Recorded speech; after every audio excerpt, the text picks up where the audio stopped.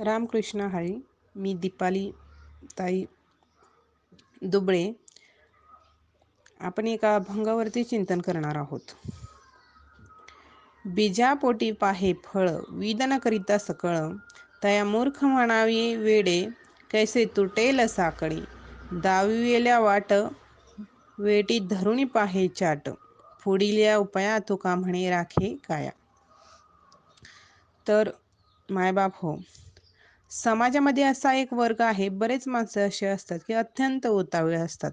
लगेच हे की लगेच ते की सगळ्या गोष्टी लगेच लगेच झाल्या पाहिजेत, म्हणजे गुडघ्याला बासिंग बांधलेली. परमार्थामध्येही असे लोक असतात, जी असे लोक संतांकडून ऐकतात की चिंतनाने देव प्राप्त होतो. लगेच 8 दिवस गेला चिंतनाला, वाट पाहिली आणि काही उपाय नाही झाला की लगेच देह सोडण्याची तयारी करू लागतात. अशा उतावळी माणसांना तुकाराम महाराज काय म्हणतात? यांना वेडे म्हणायचं की मूर्ख म्हणायचं? ह्यावर तुकाराम महाराजांनी न्यायच करून टाकला. बीजापोटी पाहे फळ विधन करिता सकळ. शेतकऱ्यांचं कसं असतं, पीक काढायचं असेल तर त्याची तयारी पाडव्यापासूनच करावी लागते. पहिलं पीक काढलं की शेती नांगरावी लागते. ती उन्हाने ती माती सगळी तापली पाहिजे. 4-2 पाळ्या द्याव्या लागतात. त्याला साफ करावं लागतं. जमिनीची लेवल करावी लागते. खत टाकावं लागतं, मिसळावं लागतं. मग पावसाची वाट पाहिजे. पाऊस पडल्यानंतर लगेच पेरता येत नाही. मग त्या वाट पाहायची थोड्या दिवस, मग नांगरावं लागतं, मग पेरावं लागतं. ते उगवतं आणि थोडं मोठं झालं की खुरपावं लागतं किंवा थोडं मोठं झालं की कोळपावं लागतं. मग त्याने माती लागते, मधली माती मोकळी होते आणि पिकाच्या मुळ्याला हवा मिळते. रासायनिक खते देतात पण ते चांगलं नाही, शेताला पण आणि जमिनीला पण. माणसाच्या शरीराला हानिकारक आहे. धान्याची गुणवत्ता कमी होते. जिभेला चांगलं लागतं ते पाहतात, पण ते शरीराला प्रतिकार शक्ती कमी होते, ते कोणी पाहत नाही. मोठं झालं फवारणी करणे, मग पोटरा आला, मग पाऊस असला तर बरा, नाही तर पाणी देणे. पोटरा भरल्यानंतर फूल येतात, मग दाणे भरतात आणि मग त्याची राखण करावी लागते. राखण केल्यानंतर त्याला धान्यात रूपांतर होतं. मग ते दिवस पूर्ण झाल्यानंतर त्याला काढायचं, खळ्यामध्ये टाकायचं, मळणी करायची, उपणायचं, मग रास मिळते. बीज पेरल्यापासून धान्य मिळेपर्यंत खूप मेहनत करावी लागते. सर्वसामान्य असेही आहे. उतावळी माणसं चांगलं पीक येण्यासाठी चांगल्या किमतीचं बी आणायचं आणि मग सकाळ झाली की लगेच पुडा फोडायचा. मग ते मिरचीचं बी पाहायला सुरुवात करायची, फोडून पाहायला सुरुवात करायची. तसं फळ मिळेल का? मिळणार का? नाही मिळणार. पेरलंच नाही तर फळ कसं मिळेल? बीजापोटी पाहे फळ.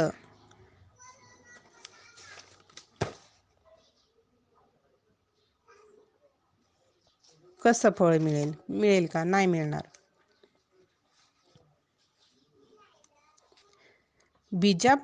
बीजापासून फळापर्यंत येण्यासाठी जी कर्म करावे लागतात, जी मेहनत करावी लागते, ती केलीच नाही तर फळ हातामध्ये कसं येईल? आपल्याला ते धान्य कसं मिळेल? नाही मिळणार ते धान्य.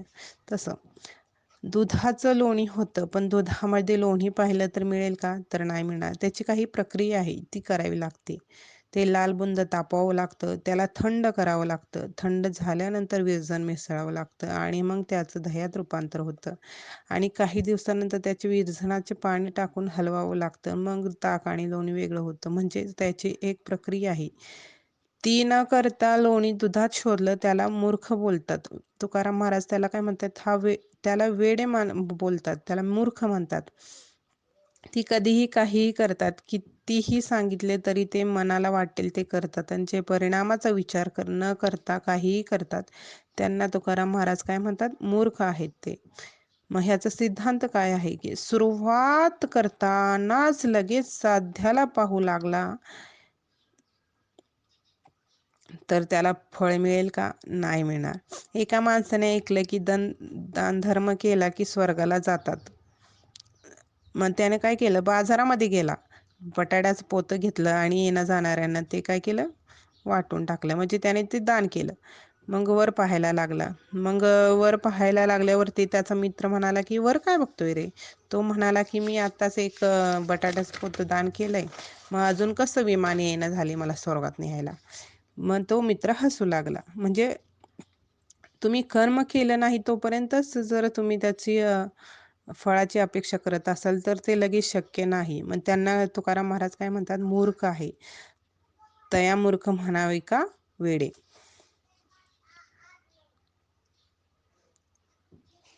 भगवंताच्या प्राप्तीची साधना आहे. सुखालागी करशी तळमळ तरी तू जाय एक वेळ. एकाने ऐकलं की निघाला, पैसे काय भाकरी काय घेतलेली नाही आणि पंढरीला आला. म्हणतो सुख मिळणार, सुख मिळणार. भेटेल का असं सुख? त्याला मग तिथं काय भेटणार? दुःखच भेटणार.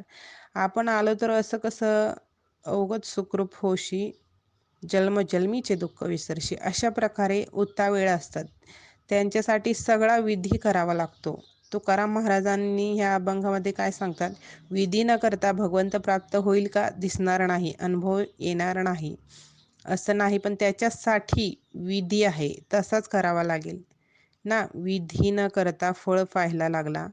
बीजापोटी कसं शक्य आहे? त्याने काय केलं? बीज फोडलं, म्हणजे बीज वाया गेलं ना. मग कसं पेरायला आणि धान्य म्हणजे फळ कसं मिळेल? म्हणजे कसं वर्षभर खाणार, कसं कपडे घेणार? संसारामध्ये अनेक संकटे येतात, ती कसे तुटतील?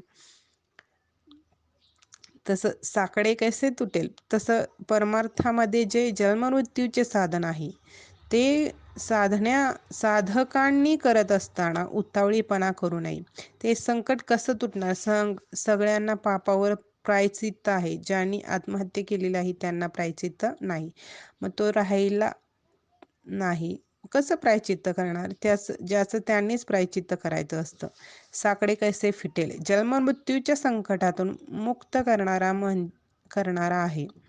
संतांनी शास्त्रात या देहाचं गोड कौतुक केलेलं आहे. हे शरीर चांगलं दिसत म्हणून नाही, देहाने कार्य चांगलं करता येतं. येणीची शरीरे शरीरा येणे सरे. या शरीराने असं साधन करता येतं, असं कर्म करता येतं, असा उपाय करता येतो की म्हणजे मुक्त होता येतं. म्हणजे पुन्हा शरीराला येण्याचं कामच राहत नाही. नरदेह निधान लागले हाती, उत्तम सार उत्तम गती. किंवा देहाची होईल म्हणती ते होती, आम्ही देव होणार म्हणून साधनाला लागतो. देव होतात म्हणजे अमर.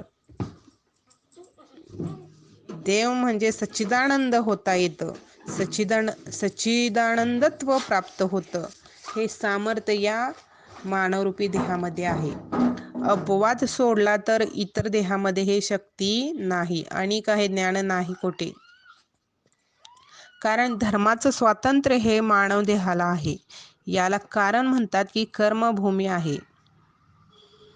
याला काय म्हणतात? ही कर्मभूमी आहे. म्हणजे मानव देहाला येणं ही कर्मभूमी आहे. पशूंचा जन्म म्हणजे भोगभूमी आहे. देवादिकांची योनी म्हणजे भोगभूमी आहे.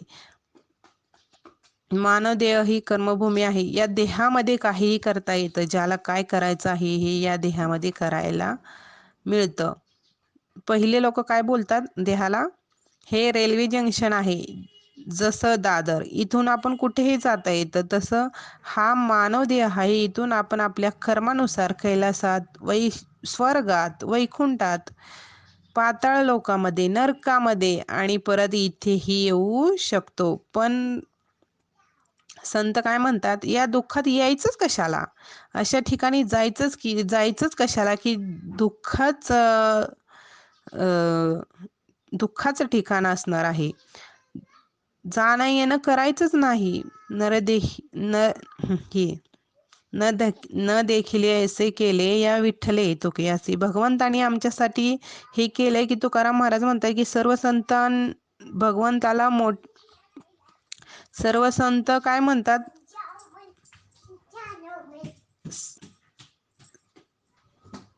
या साधनेने काय होतं आपल्याला,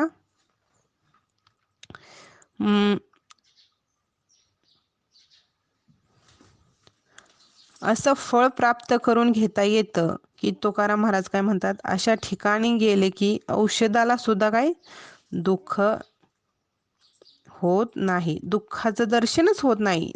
दुःख ते कैसे नये स्वप्नाशी, दुःख स्वप्नात सुद्धा येत नाही. अशा ठिकाणी दुःखाचं अभाव आहे, अशा ठिकाणी मुक्ती आहे, अशा ठिकाणी ब्रह्मस्वरूप असा हा देह आहे. म्हणून देहाचं काय केलेलं आहे, संतांनी कौतुक केलेलं आहे. पण या देहाचा उपयोग कोण करून घेत नसल तर तो काय आहे, मूर्ख आहे. कैसे तुटेल साकडे, जन्म मृत्यूचं मोठं संकट आहे. त्याचमध्ये कोणी सोबत नसतं, पण दुसऱ्या संकटामध्ये सगळे असतात. पण देह ठेवल्यानंतर मृत्यूचं दुःख आहे हे स्वतःच आहे. त्यातून आपणच जन्म मृत्यूच्या चक्रातून सुटका करून घ्यायची आहे. म्हणून हे मोठं संकट आहे. बरवे झालो शरण गेलो, उगविलो संकटे. भगवंताला शरण गेलो तर या जन्म मरणाच्या चक्रातून काय होते, सोडवणूक होत असते. तो हा उतरिला पार, तुका म्हणे सोडविला कोणी. एका चक्र पाणी वाचोनिया, काय तुका म्हणे सोडविल कोणी, एका चक्र पाणी वाचोनिया. त्याला शरण जायचंय तर शरीरच लागतं, ते पण मानवाचं. इतर शरीरामध्ये शरण जाता येतं. अपवाद गजेंद्र शरण गेला, तो एकदाच शरण गेला, परत त्याच्यानंतर कोणी शरण गेलेलं नाही. ते फक्त मानवालाच आहे. या देहामध्ये देहाला शरण जाऊन मुक्त होता येतं. पण तोच आत्महत्या करून देह ठेवतात आणि विचार करतात, पण त्यांच्या पाठीमागं काहीही बदलत नाही. तो मरण पावतो, पण त्यांच्या मागे सगळं गोष्टी होत राहतात. लेट होतात पण होत राहतात. म्हणून आत्महत्याच महान पाप सांगितलेलं आहे.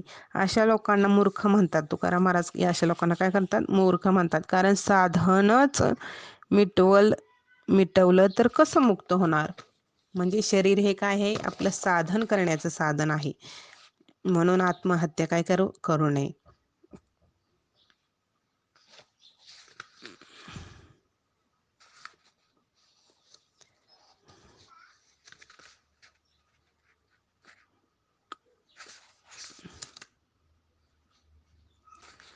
बघा, दावीत या वाटा वेट धरूप आहे चाट. जे रस्ता दाखवतात, जिथं जायचंय तिथला रस्ता दाखवतात, त्यांचे फार उपकार असतात बरं का. त्यांच्या उपकार काय द्यावे, वाटे द्यावी त्यांच्या, पुण्य नाही पार होती उपकार अगणित. तुकाराम महाराजांनी कीर्तनाला इतकं महत्त्व दिलेलं आहे. कीर्तनामध्ये स्वतःची साधना होते, तसेच इतरांनाही मार्गदर्शन देता येतं. संतांनी मार्ग दाखवलेला असतात. सगळे संतांच्या वचनापर्यंत जात नाहीत किंवा त्यांचे भाव कळत नाहीत. मग भाव कळण्याचं साधन आहे कीर्तन. म्हणून आपली तर साधना होतेच, पण लोकांनाही मार्गदर्शन केलेलं पुण्य मिळतं. आणि या जेव्हा होईल उद्धार तेही उपकार घडती कोटी. दुसऱ्यांच्या जीवांचा उद्धार ही आपल्याकडून काय होत असतो. नाव घेऊन जाणारा आणि नावेत घेऊन जाणारे, म्हणजे नाव घेऊन जाणारा आणि नावेत जे बसलेले असतात त्यांना काय करतो, तो पार करत असतो. तो स्वतःही तरतो आणि दुसऱ्यांनाही काय करत असतो, तारत असतो. तो जप करतो, तो एकटा तरतो. ज्याला ज्ञान होते तो एकटा तरतो. पण भक्ती अशी साधन आहे की जे स्वतः बरोबर इतरांनाही काय करत असतं, तारत असते. ज्यांचं पुण्य मिळत असतं म्हणून हा मार्ग सुंदर आहे. कर्म करणारी जी माणसे आहेत त्यांना हे पुण्य मिळत असतं, प्रश्नच नाही त्यात. एकाला रस्ता दाखवला, पुढे जाऊन तो माघारी आला आणि म्हणाला, फसवला आम्हाला तुम्ही. याला तुकाराम महाराज काय म्हणतात? चाट. चाट म्हणजे काय? चाबरा. अजून चाट शब्दाचा अर्थ आहे, त्याचा बहुरूपी नट न होय वैष्णव. चाट म्हणजे वैष्णव चाट आहे तो. म्हणजे जो खरा भक्त नाही, नुसता सोंग घेतो, त्याला काय म्हणतात तुकाराम महाराज? चाट म्हणतात. म्हणजे झोपेचे सोंग करणारा, त्याला किती आवाज द्यायला तो उठणारच नाही, त्याला काय म्हणतात? चाट.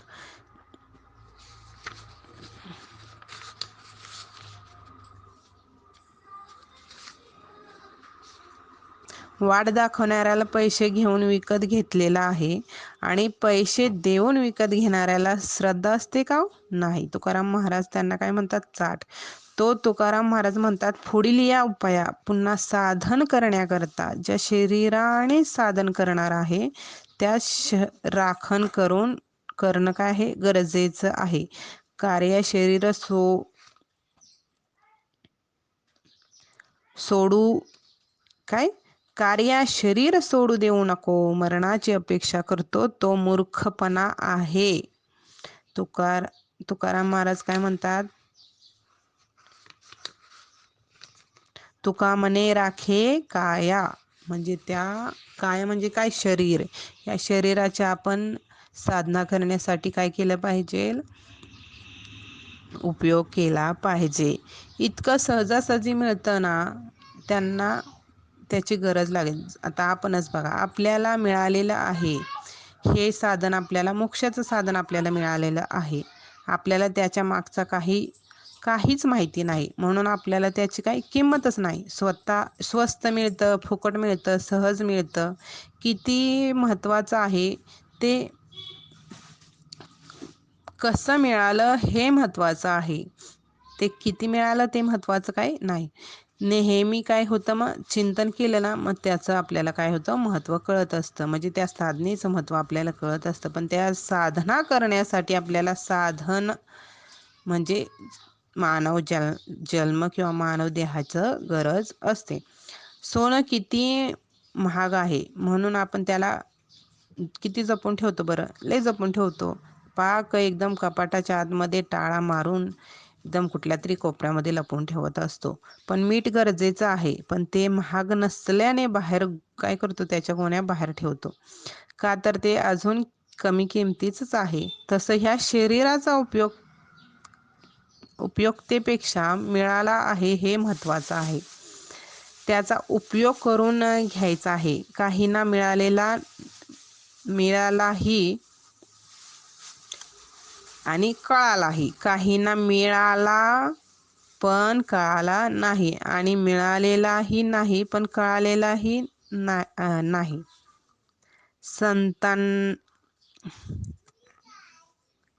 संतांना त्याचं काय आहे? महत्त्व कळालेलं आहे. नरदेह खूप महत्त्वाचा आहे. स्वर्गीचे अमर इच्छिता ते देवा, किंवा यहलोकीचा हा देह इच्छिता ते पाहे. देवाकडे वशिला लावतात, याचा अर्थ देह मिळालेला नाही पण कळालेला आहे. काहींना मिळालेला नाही असे लोक देवाकडे काय करतात? वशिला लावून नरदेह आपला मागून स्वतःचं मोक्ष पदासाठी काय करत असतात? देवाला प्रार्थना करत असतात. म्हणजे कोणती लोक? ज्यांना कळालेला आहे पण देह काय मिळालेला नाही. आता बघा, कळालेला उदाहरणार्थ डासाला त्याची किंमत नाही, ते माणसांना चावतात आणि इन्फेक्शन होऊन कधी कधी हा देह नष्ट होत असतो. त्यांना त्याची किंमत आहे का? नाही. डासाला आपल्या शरीराची किंमत आहे का? म्हणजे मानव शरीराची त्याला किंमत आहे का? तर नाही. मग ते काय करत असतं? चावतं. चावल्यानंतर कधी कधी इन्फेक्शन मानवाचं शरीर काय असतो? म्हणजे मरण पावत असतो, मग ते नष्ट होत असतं. मग त्या लोकांना काय म्हणालेलं आहे? त्यांना देहही मिळालेला नाही, म्हणजे त्यांना कळालेलाही नाही आणि मिळालेलाही नाही. देवादिकांचं कसं असतं, देवादिकाला कळालेला पण मिळालेला नाही, मग ते काय करत असतात, ते प्रार्थना करत असतात देवांना. तुकाराम महाराजांसारख्यांना संत सज्जन असतात, त्यांना काय ते मिळालेलं हे आहे आणि कळालेलंही आहे. अजिबात एक क्षणही व्यर्थ न घालवता तुकाराम महाराज माझी मज झाली यानावर वाचा छंद या नामाचा घेतत असे. म्हणजे ते एक क्षणही कुठेही काय करत असतात, व्यर्थ घालवत नाही. त्या नामामध्ये ते काय असतात, मग्न असतात. ते पहिल्यांदा जबरदस्तीने घ्यावे लागते, पण नंतर त्याचा काय असतो, छंद लागत असतो. आपण कितीही आयुष्य फुकट जातं, आपलं किती आयुष्य फुकट घालवतोय आपण, मग मानव जन्माचं महत्त्व कळालेलं नसते म्हणून ते घालवत असतो. मग त्याचा उपयोग करून घ्यायचा, त्याचं महत्त्व कळून घ्यायचं असतं. मग हे कट्ट भेटतं तर साधू संतांकडे याचं महत्त्व उपयोग करून मिळत असतो. पण त्याचा उपयोग करून घेत नसतो अशा लोकांना तुकाराम महाराज काय म्हणतात, ते मूर्ख आहेत, ते एक वेडे आहेत. ते कसाही नरदेहाचा काय करतात, वापर करतात आणि व्यर्थ घालवतात त्याचं आयुष्य. एका राजाने मेंढपाळाला प्रसन्न होऊन काय देतो, त्याच्या अंगावरची शाल देतो. राजाच्या अंगावरची शाल होती, मग ती शालेला मोती जडलेले होते. त्याचा त्याच्या तारा काय होत्या, सोन्याच्या होत्या. त्याचं सूत कसं होतं, सोन्याचं आणि चांदीचं होतं. त्याची करोडो रुपयाची किंमत होती. त्या शालीची काय होती, करोडो रुपयाची किंमत होती. त्याला त्याची किंमत कळाली का, त्याच्या बायकोने सांगितलेलं रिकाम्या हाताने घरी येऊ नका म्हणून त्यानं काय करतो, त्या शालीमध्ये बोरं बांधून घरी घेऊन जातो. तसं हे शरीर आपलं भरपूर किमतीचं आहे, पण त्याचा उपयोग आपण वासनेने त्याचा उपयोग करून घेत नाही, वाया घालवतो. तसं वाया घालवू नका. त्याचा उपयोग करून आपल्या जन्ममरणाच्या घाडग्यातून सोडवणूक करून घ्या. संतांना शरण जावा, सद्गुरू करा आणि आपलं काय करा, जीवनाचं सार्थक करून घ्या. जय हरी.